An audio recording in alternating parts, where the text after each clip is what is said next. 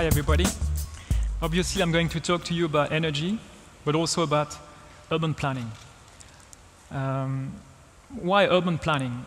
You probably know that the shape of our cities, the way we move, the way we build, have enormous impact on energy consumption. Just to remind you, on the lower part of my presentation, you see a very old graph which was produced by Peter Newman and Geoffrey Kenworthy a long time ago, which shows energy consumption dedicated to transportation in many cities in the world. And you see on the top left the American cities, which are spreading a lot on their territories. And then on the lower part, you get the Asian and then the European cities, which are more dense. So it just shows you the impact of the planning.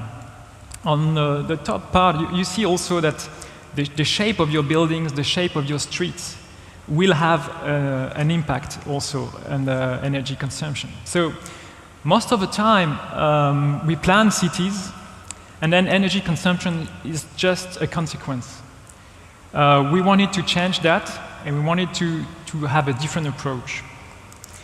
So how to do? Because energy is obviously related to lots of topics.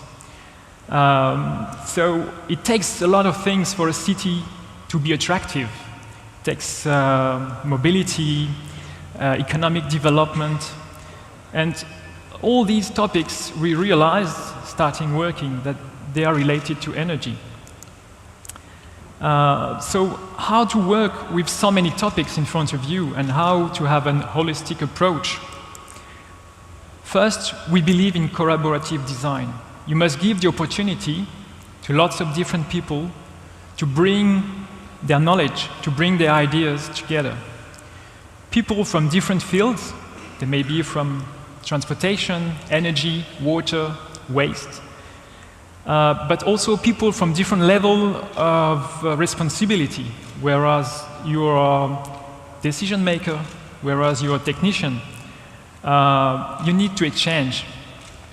And today, the tools allowing that exist.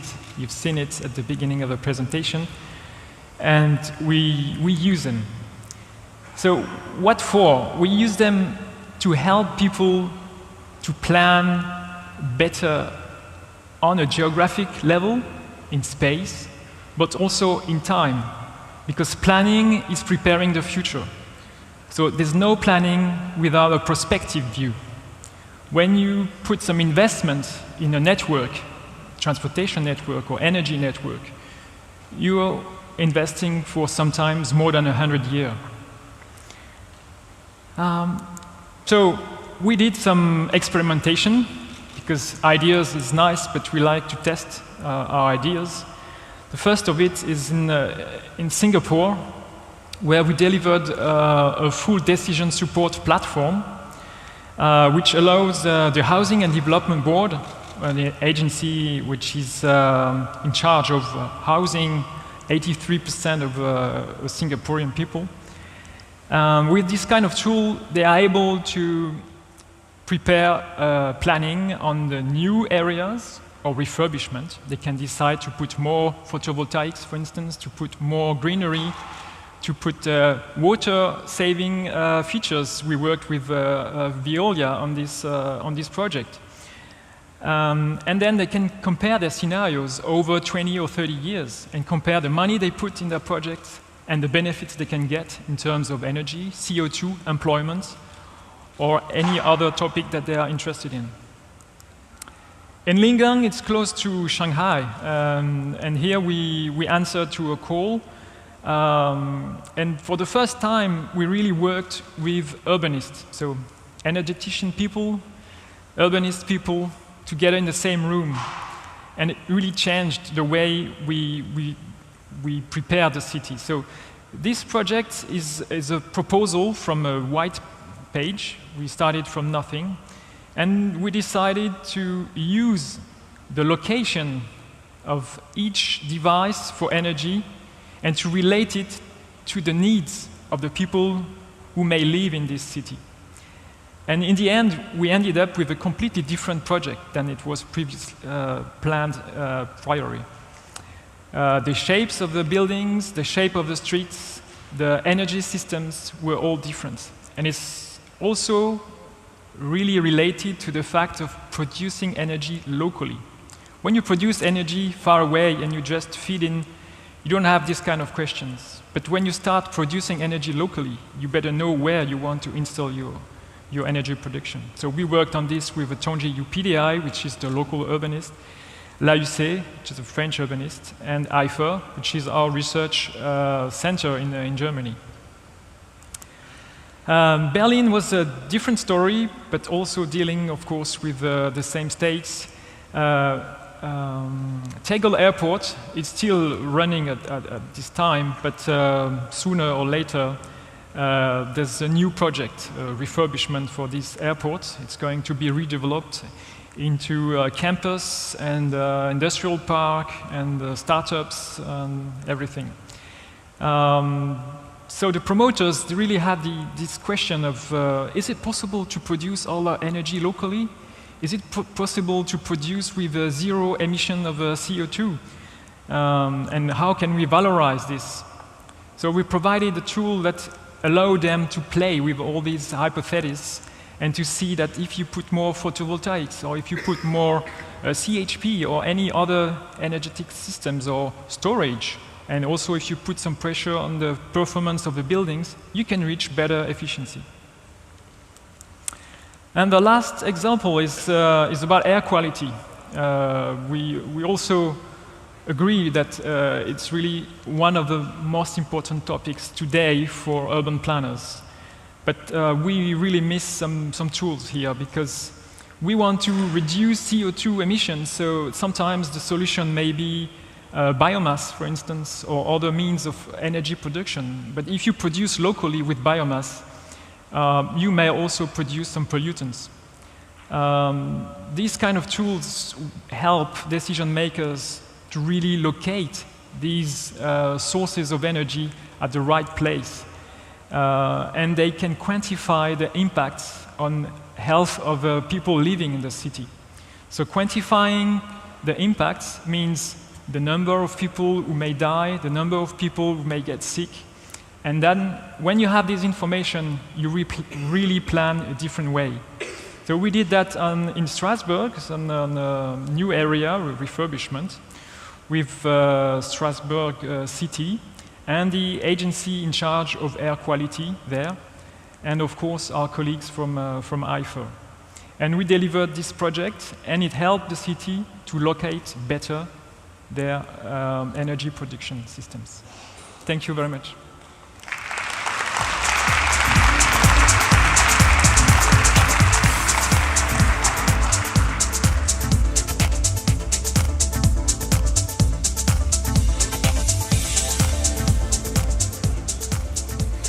Call now all the previous speakers on stage for this panel.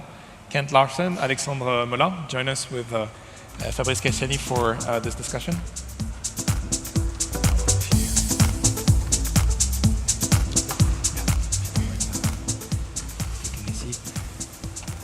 So first of all, I wanted to start by thanking you for these really interesting presentations, and I really liked, first of all, how complementary they were on very important aspects of cities.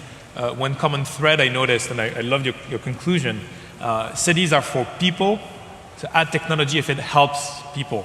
I think it sums up a lot of the current debate around how do we transition from smart cities to cities powered by urban tech innovators and by people. One question I'd have for all of you actually is, what do you see as the role of cities and mayors to actually put people at the center of cities in this fast-evolving technology landscape? How if I'm the mayor of a city like Toulouse, like Paris, like any city around the world, what are the levers? What can I do? Yeah. Well, I think mayors are terrific. All the mayors I've met recently are fabulous. I recommend a book called If Mayors Rule the World. Because what you find right now is in many countries, the the national government, the state governments are gridlocked, increasingly dysfunctional, where at the same time, cities are the source of most of the creative ideas. Mayors can't get so wrapped up in ideology. You know, they have to fix the potholes and make sure that subways run, etc. So they're much more grounded in what the people need. They have this direct contact with people. And I think the mayors are thinking about all of these issues. They're thinking about energy and innovation and quality of life and how to make communities safer. So I am very encouraged when I see what mayors are focused on these days. I actually totally agree, and I believe that because they are so close to the ground and what's going on, they have a duty to listen to people around them and to look at what's working and what's not working. So that's the first side of their job, and the second side is to make sure that at the upper level, at the national level for France, for instance, you know, they transmit the right messages to the people that actually shape the regulation. And they need to speak up and say, you know, in my city, we have tried this. We have partnered with this university, this company, whatever, and it works, and people like it, and it solves some of our problems, some of our issues. We're talking about traffic jams, we're talking about pollution. I mean, those are like critical issues. So they have a duty to listen on one side, and to look at what's working, and on the other side, to speak up and have the people at the national level shape the regulatory framework in the right direction. We really believe in that also, and lots of cities come to see us and say, use our city as a laboratory, just go for it. Of course, we have limited amount of finance, that's every city in the world, unfortunately. But we can do lots of things with partnerships and university and local academics. And we really build a lot of our experimentation this way today. It's very interesting. And talking of experimentations, I think one of the very attention capturing and captivating aspect of what you were presenting were tools that help visualize changes in cities. Yeah. Have you found, what's the impact of these tools? Have they helped policymakers? Do they help citizens as well?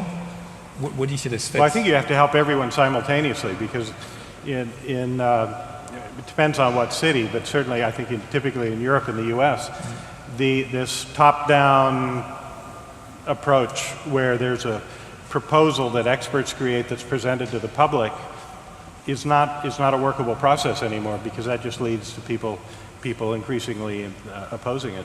What we're trying to do is to build tools that are more accessible to the residents of a community, to the CEOs of the company, that allows a mayor to get directly involved in exploring the alternatives, and then the experts can deploy their expertise in the design of the tools rather than in a single proposal, because it's too complicated for that kind of top-down approach. It needs to be some top-down meets bottom-up in the middle, and the tools we're building have that as a goal. And rebounding on this, I'm quite curious, and that's also a question I'll ask everyone, on this dimension of bottom-up versus top-down. How do you see, given your global perspective, how do you see France, for instance, or the experience you might have in Europe, compared both to the challenges and also the urban cultures around the world? Yeah. Well, I think it's interesting. I think a lot of the ideas that are being explored, frankly, are coming out of the US. But I think the cities in Northern Europe in particular are where they will be first prototyped and tested with people, because I just think there's a greater acceptance just generally in society of these ideas. So I think Europe's ahead of us in the realization of these ideas. I think then in many cases they'll be taken to scale and commercialized in Asia, and then they'll sell them back to us. Just would like to add that it takes more than just technology, because once you step in this direction, then you have to accept the rules. And then when you give the speech to your population, then you have to go till the end with that, and sometimes it's difficult to manage. But on the other hand, in terms of risk management, it's much stronger. When you end up with projects which have already been validated by the population, have been pushed by the population, created by the population, then you do not end up with projects which could be rejected by the population. Like, remember Stuttgart 21, for instance, or any other examples? So that might be good news for France if our debate culture actually helps us mitigate risk as well. And comparing cities across the world, it's actually quite interesting.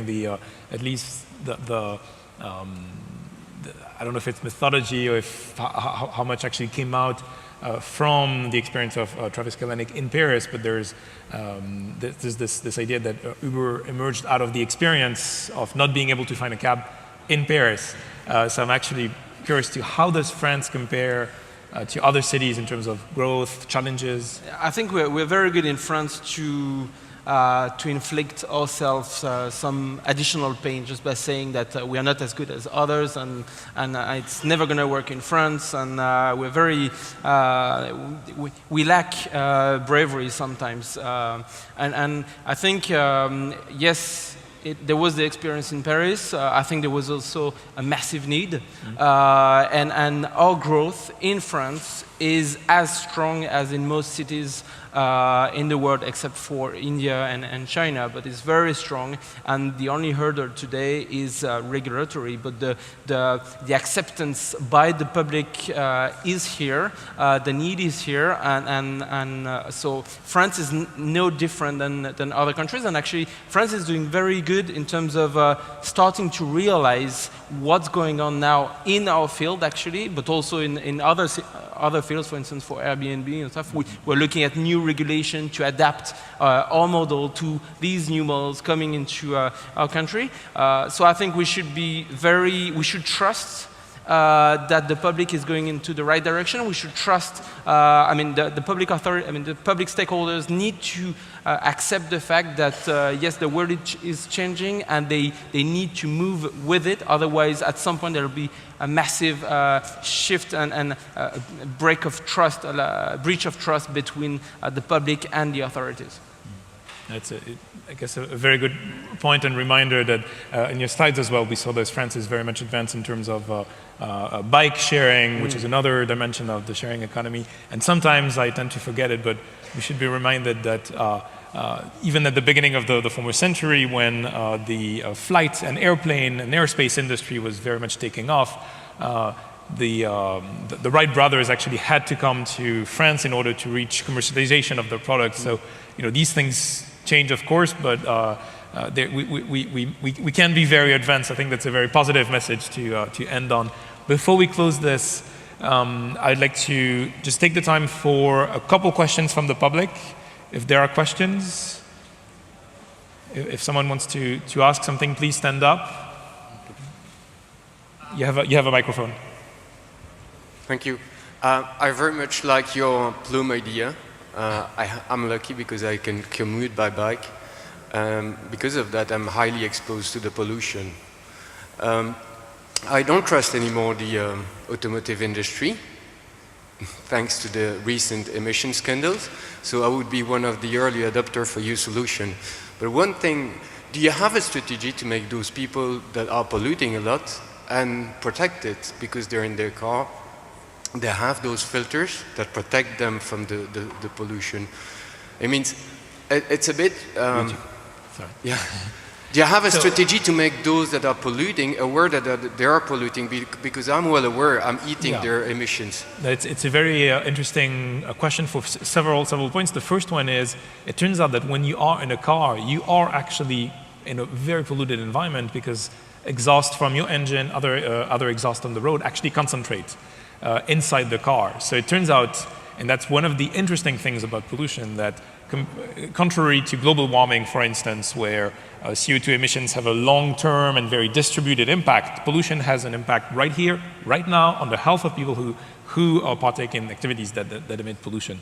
So that's the first point, and it illustrates the need for more information on what we breathe, and that's why it's so important in order to first to know what happens and then to act. our strategy, so to speak, and it's a broader strategy. It's not just Bloom. It's the sort of change we're trying to push into the world. I think is summed up by the panel we have here, which is we won't be able to solve pollution unless we drastically change our cities. And so what we provide is an information layer that makes it easier for people to reduce its immediate impact. But long term, what we need is to see better energy systems, better transportation systems, better cities in general. And so thank you for the question. It's a great way to maybe wrap up. Is there maybe a last question we'd like to ask? I think our time is coming to a close, but possible. Last question. I read that some people were thinking about and working on what they call the Internet of the Energy, which is actually someone producing local energy and sending it into the network where everyone could use it. And well, I heard there were huge challenges, technical and economical, and just to know whether your point of view on whether it's feasible.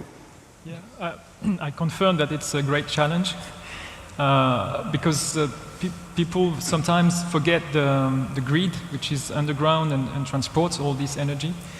And it's not like a copper plate where you could feed the energy fluids in any direction at any time. In fact, you are constrained. And that's the first technical challenge. The second technical challenge is to valorize this energy going in one direction or another direction. I think we are going towards more and more complexity in the price of energy at any time of the day, for instance. And I think it's a good idea because then the energy that you consume in the morning when everybody wants energy is not the same value than the energy that you would need at midnight, for instance. And this kind of initiatives tends to go into this direction. It's more complex, but it's more fair. Yeah, back to this top-down, bottom-up view. You can look at that problem from two directions. One is from the view of the producers like EDF, and all those challenges. Equally interesting, actually more interesting to me, is the bottom-up aspect. How the Internet of Things and connected devices, more aware environments can dramatically reduce the consumption of energy. I actually think in our society we produce plenty of energy, just so much of it is wasted. I mean, the graph that you showed with Houston going to Hong Kong shows you the impact of design and urban planning all the way down to the design of an apartment like what I showed. I think, if every city had the efficiency with transportation as Hong Kong, we wouldn't have an energy problem. That's a great conclusion indeed. So maybe even with energy, we'll be able to have more people-powered and people-centric cities, just like with transportation, just like with all these topics. So, well, thank you very much. Join me in thanking our panel speakers, and thank you for your attention. Thank you.